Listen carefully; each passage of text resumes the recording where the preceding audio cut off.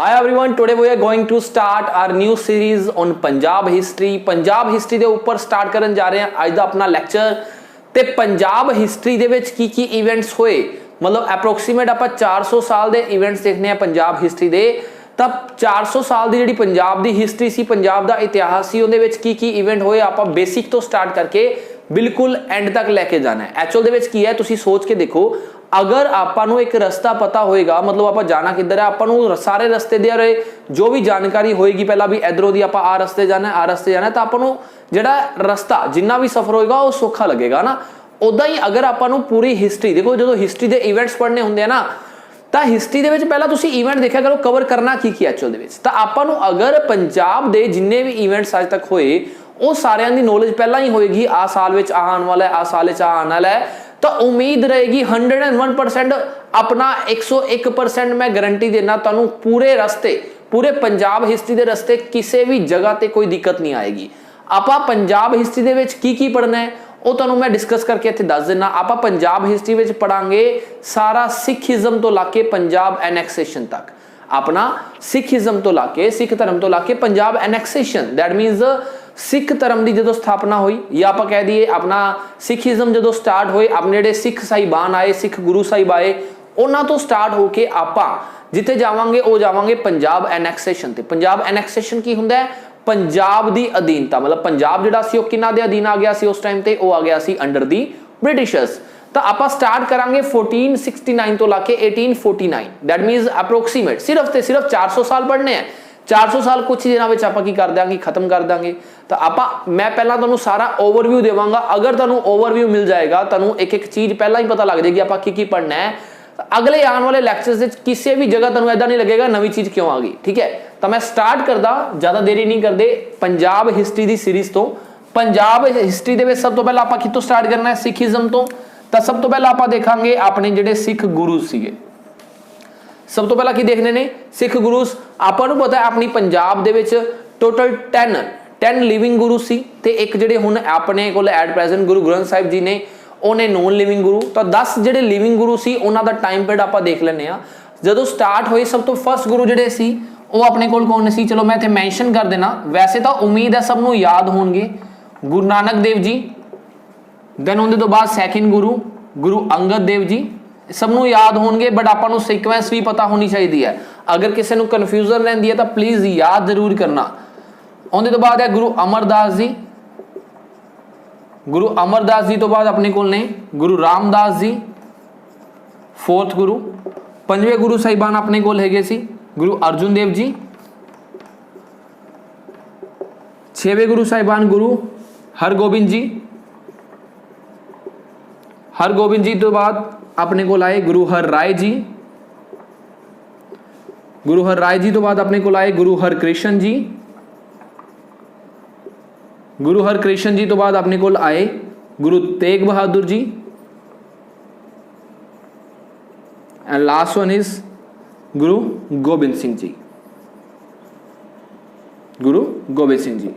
चलो हुण अपने को 10 गुरु सी हुण आपां पहला तो यह सोचना भी इन्हां दे विचों क्वेश्चंस किस तरह के बना सकते हैं देखो आपां की करते हैं आपां सारियां स्टोरीज पढ़ लैंदे आ गुरु साहिबान ने आ करिया गुरु साहिबान दे आ वाली जगह ते गए आ वाले परसन नूं मिले ऐदा करिया मैं नो डाउट स्टोरीज जरूर पढ़ांगे आपां कहानियां मोह माया दे विच मैं जरूर लैके आऊँगा मोह माया तो इलावा क्वेश्चंस किस तरह के बनते हैं तो सब तो पहला तुहानूं मैं दसदा जिहड़े 10 गुरुज है उन्हां तो किहड़े क्वेश्चन बनणगे ठीक है तो सब तो पहला पॉइंट तो तुहाडे कोल रहेगा वो रहेगा कंटैंपरेरी का मोस्ट इंपोर्टेंट चीज है कंटैंपरेरी बोले तो समकालीन दैट मीनस अगर गुरु नानक देव जी का टाइम पीरियड चल रहा है उही टाइम पीरियड के दौरान कोई होर परसन जिहड़ा इंडिया दे विच राज कर रहा सी एक चीज़ याद करो आप अगर तुसी मेडिवल हिस्टरी पढ़ी हुई है उस टाइम ते कुछ रूलर सी दिल्ली सल्तनत तो बाद अपने मुगल्स है ना तो उस टाइम ते दिल्ली सल्तनत का कोई रूलर सी या फिर आप कह दिए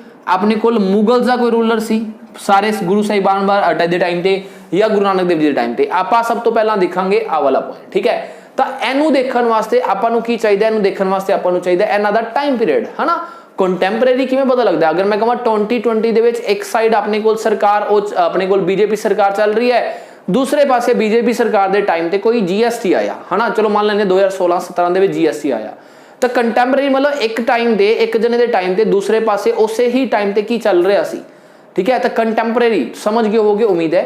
तो कंटैंपरेरी हुंदा समकालीन, चलो मैं हिंदी दे विच इत्थे लिख देना समकालीन, मतलब सेम टाइम ते सेम काल ते की चल रहा सी। तो हुण काल नूं वेखना है तो आपां नूं काल नूं वेखण वास्ते पहला टाइम पीरियड पता होना जरूरी है। तो टाइम पीरियड मैं तुहानूं सब नूं पहला इत्थे मैंशन कर देना, बिकॉज अपने कोल टाइम पीरियड तो इंपोर्टेंट है। तो टाइम पीरियड अपने को स्टार्ट होएगा 1469 1469 तो 1539 तक टाइम पीरियड चलेगा। किन्ना दा चलेगा? अपने गुरु नानक देव जी का। हुण एक चीज याद रखना, जिहड़े पिछे वाले टाइम होणगे ना, ये की होणगे जदों फर्स्ट गुरु जिहड़े सी आ वाले मतलब आ गुरु सी वो ज्योति जोत समाए, अगले गुरु साहिबान दे गद्दी ते बैठण दा ईयर आई है। मैं इत्थे गुरु गद्दी दा टाइम लिखांगा, अपने गुरु नानक देव जी का गुरु गद्दी का टाइम पीरियड आही मैंशन कराया जाता है। तो 1469 तो 1539 नो डाउट ये बर्थ ईयर है, लेकिन बाकी मैं किसी गुरु के बर्थ ईयर नहीं मैंशन करूंगा, बिकॉज पेपर के अगर क्वेश्चन आएगा तुहाडे कोल पूछा जाएगा जिहड़े सैकेंड गुरु या थर्ड गुरु साहिबान सी उन्हां दा जिहड़ा गुरु गद्दी ते बैठण दा टाइम सी ओह की सी, ठीक है। तो अगे देखिए 1539 तो अपने कोल 1539 दे विच कौन गद्दी संभालणगे? गुरु अंगद देव जी। 1539 तो 1552 तक कौन रहणगे अपने कोल? गुरु अंगद देव जी। उम्मीद है चीज समझ आ गई होगी। 1539 एक गुरु साहिबान गद्दी ते बैठे है, ते 1552 दे विच ज्योति जोत समा गए, है ना। मतलब 1552 जिहड़ा होएगा वो अगले गुरु साहिबान दा की होएगा? गुरु गद्दी ते बैठण दा टाइम। ते 1552 तो 1574 तक कौन बैठणगे अपने कोल? गुरु अमरदास जी। फिर अपने कोल आणगे 1574 दे विच स्टार्ट होणगे गुरु रामदास जी। 1581 तक कौन चलणगे अपने कोल? गुरु रामदास जी, ठीक है। 1574 तो 1581 1581 तो स्टार्ट हुई है केड़े गुरु? गुरु अर्जन देव जी। 1606 तक इन्हां दा टाइम पीरियड रहेगा। 1606 तो 1644 देखो हुण मैं वारी वारी दसूंगा आ की है, मैं फिर रिपीट कर रहा। एक गुरु गद्दी संभालन दा टाइम है, बैठन दा, ये उन्हां दी ज्योति जोत समान दा, ठीक है। फिर अपने कोल अगे आ गया 1644 तो लाके 1661 था केड़े गुरु साहिबान? गुरु हर राय जी। फिर 1661 तो 1664 तक अपने कोल कौन चलणगे? गुरु हरकृष्ण जी। 1664 तो 1675 तक अपने कोल 9th गुरु गुरु तेग बहादुर जी। ते 1675 तो 1708 तक अपने कोल कौन आणगे? गुरु गोबिंद सिंह जी। तो आ अपने कोल पहला टाइम पीरियड तुहानूं याद होना चाहिए। हुण तुसीं एक चीज सोच के देखो, मैडिवल हिस्टरी दे विच अपने कोल 1526 तक की चलदा सी? दिल्ली सल्तनत। 1526 तो 1707 तक कौन चले सी? मुगल्स। इत्थे अपने कोल की सी? दिल्ली सल्तनत। ते 1707 दे विच कौन स्टार्ट हो गए सी? अगे तक चले अपने कोल लेटर मुगल्स, उत्तर मुगल काल। आही सिस्टम हुंदा है हिस्टरी दे विच, आही तीन चीज़ां सी। हुण सोच के देखो इत्थे टाइम पीरियड 1526 तो थोड़ा जिहा पिछों स्टार्ट होया 1469 तो अगे चलीए तो लास्ट 1708 ते खत्म हो रहा, मतलब मुगल्स तो बाद एक साल होर जाएगा, एवं कुछ है। तो समकालीन तुहाडे सामने मैं इत्थे मैंशन करांगा, तुहाडे लई इंपोर्टेंट भी बहुत ने, ठीक है। तो अगर मैं गल करा सब तो पहला आप नो डाउट जो आप गुरुस पढ़ांगे ना, गुरुस दे विच पढ़ांगे, मैं तुहानूं आइडिया दे रहा किस तरह का क्वेश्चन बनता है। तो इस टाइम ते सब तो पहला कौन कौन है सी अपने कोल? इब्राहिम लोधी, बिकॉज अपने कोल दिल्ली सल्तनत का आखिरी वंश चल रहा सी लोधी वंश। फिर कौन आ गया सी? फिर आ गया सी बाबर। तुसीं शायद सुनिया भी होएगा जिहड़ा बाबर मुगल एंपायर सी, उन्होंने बाबर ने गुरु नानक देव जी को अरेस्ट भी कराया सी, मरदाना जी को नाल, ते बाद विच उन्होंने रिलीज़ करता सी जदों उन्होंने पता लग्या सी मतलब एक काफ़ी पहुंचे हुए गुरु ने।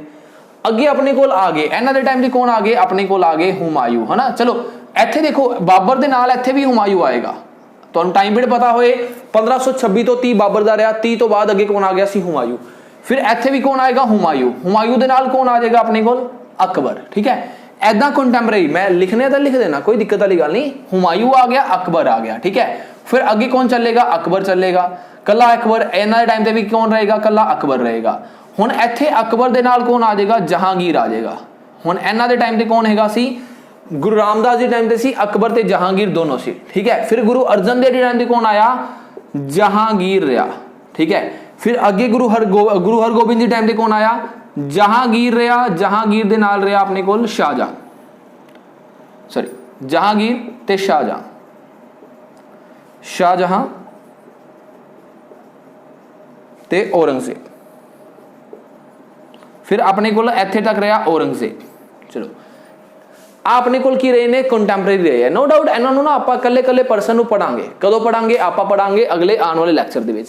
इत्थे छड्ड दो, शायद एक अद्धा परसन ऊपर नीचे हो गया होगा, तो आई थिंक सो तुहानूं कॉन्सैप्ट क्लीयर हो गया होगा। एक क्वेश्चन अपने कोल बनना है कंटैंपरेरी वाला, समकालीन वाला।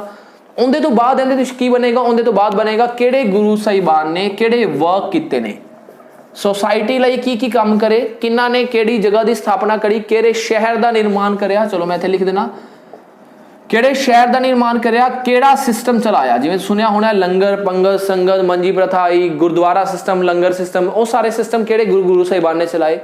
उहदे तो बाद जिहड़ी उहनां दे लिटरेरी वर्क सीगे, लिटरेरी वर्क्स बोले तो उन्होंने किहड़ी-किहड़ियां बुक्स लिखियां है, तो सुने होणगे अपने कोल आसा दी वार, जपजी साहिब, जाप साहिब, वो किहड़े-किहड़े गुरु साहिबान ने लिखे। ठीक है, तो उदां दे कुछ सिस्टम, एक आ क्वेश्चंस एप्रोक्सीमेट सारे क्वेश्चंस ही इत्थों बनदे हैं। ठीक है, पेपर दे विच इत्थों ही आंदा है। ये सारा सिस्टम कदों तक चलेगा, अपने को गुरु साहिबान चलणगे 1708 तक, ऐदा ही कुछ होएगा। अगर 1708 तक अपने को ये चल रहा है, तो 1708 तो बाद होया की। चलो मैं इत्थे एक बार गुरुज का कॉन्सैप्ट इत्थे रब करन जा रहा हूं। देखो मैं फिर कह रहा, आपां ना अगर ये टॉपिक अज दा लैक्चर तुसीं ना समझिया ध्यान दे नाल, तो उम्मीद है भी अगले आने वाले लैक्चर तुहानूं शायद मिस करनगे, मतलब मिक्स करनगे। मिक्स बोले तो जिन्हां दा हिस्टरी बैकग्राउंड नहीं है उन्हां नूं दिक्कत देणगे। ठीक है, जिन्हां दा हिस्टरी बैकग्राउंड है चाहे नोट भी ना करना। गुरुज दे विच अपने कोल कवर हो गया 1469 तो 1708 1708 का टाइम पीरियड, आही कवर होया। 1708 तो जिहड़ा टाइम पीरियड आया वो 1716 तक वो किन्हां ने संभालिया, वो संभालिया बंदा सिंह बहादुर जी ने। किन्हां ने? बंदा सिंह बहादुर, मतलब बंदा सिंह बहादुर जी कमांड संभालणगे पंजाब दी ड्यूरिंग 1708 टू 1716 1716 तक। ठीक है, हुण 1716 तो लाके 1700 मैं पहला इत्थे तुहाडे सामने एक बारी आड ईयर लिखण लग्या, बाकी विचे कुछ होर चीज़ां भी तुहानूं मैं दसूंगा। 1799 तक अपने कोल ना की आ जांदियां ने सिख मिसल्स आ जांदियां ने। मिसल की हुंदियां ने? मिसल हुंदे एक तरह के जत्थे।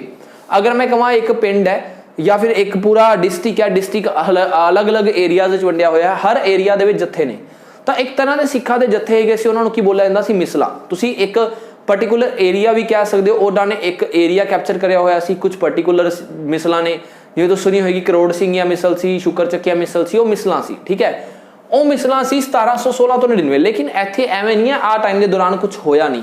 आ टाइम के दौरान होया कि 1734 दे विच, इवन कि 33 34 लिखूंगा तुहानूं मैं कॉन्सैप्ट जो आप पूरा टॉपिक पढ़ांगे उदों कवर करवा दूंगा। 1733 ते 1734 जिहड़ा टाइम पीरियड सी, चलो इत्थे भी तुहानूं मैं दस देना 1716 में जो बंदा सिंह बहादुर की डैथ हुई सी, जिन्ने भी सिख सी वो कुछ भागां दे विच वंड गए सी, दो पार्ट्स विच वंड गए सी। एक तो बन गए सी तत खालसा, ठीक है, जिहड़े कि गुरु नानक देव जी दे मोस्टली ते गुरु गोबिंद सिंह जिहड़े अनुयायी सीगे। ठीक है, दूसरे बन गए सी बंदई। बंदई कौन है सी? बंदई है जिहड़े बंदा सिंह बहादुर दे फॉलोअर सी। ठीक है, आ दो पार्ट्स विच वंडे गए सी। हुण सिखां नूं कुछ लैवल ते इकट्ठा करना सी, तो 1733 34 मैं लिखांगा, तुहानूं कॉन्सैप्ट दसांगा। एवन कि 34 भी मन्निया जांदा, 33 भी। तो इत्थे अपने कोल की होया, इत्थे अपने कोल जिहड़ा एरिया सी सिखां वाला एरिया, वो दो पार्ट से डिवाइड हो गया। मतलब उस टाइम ते दो दल बन गए, तरुण दल ते बुढ़ा दल। तरुण दल ते बुढ़ा दल, इन्हां दा जिहड़ा हैड सी वो कौन सी? नवाब कपूर सिंह। कित्थे बनाए गए सी? ये बनाए गए सी अमृतसर दे विच। नो डाउट लिखना ना एक बारी, आपां डिटेल दे विच करना है। ठीक है, इन्ना समझ आया उम्मीद है। तरुण दल आगे, बुढ़ा दल आगे अपने को 1733 34 विच। हुण अगे की होया, 1746 दे विच अपने कोल एक मेजर इवेंट हो गया, दैट वाज स्मॉल होलोकॉस्ट, छोटा कल्लूगारा। फिर 1748 दे विच सिख इकट्ठे हो गए, सिखां ने बना लिया दल खालसा। मोस्ट इंपोर्टेंट चीज है दल खालसा। देखो कई जने दा हिस्टरी दे विच आ वाले टाइम पीरियड नूं इंपोर्टेंट मनदे ही नहीं है। वो की करदे है, गुरुस पढ़ांगे, बंदा सिंह बहादुर पढ़ांगे, मिसलां दे नाम पढ़ांगे, फाइनली कित्थे आ जाएंगे आपां महाराजा रणजीत सिंह ते, है ना। ऐदा कुछ नहीं है। आ विचकार वाला एरिया, जिहड़ा विचकार वाला एरिया ना, ये बहुत इंपोर्टेंट रहिंदा अपने वास्ते। 1748 दे विच दल खालसा बनिया। 1746 दे विच की होया सी? Small Holocaust. 1762 दे विच अपने कोल की हो गया? Big Holocaust.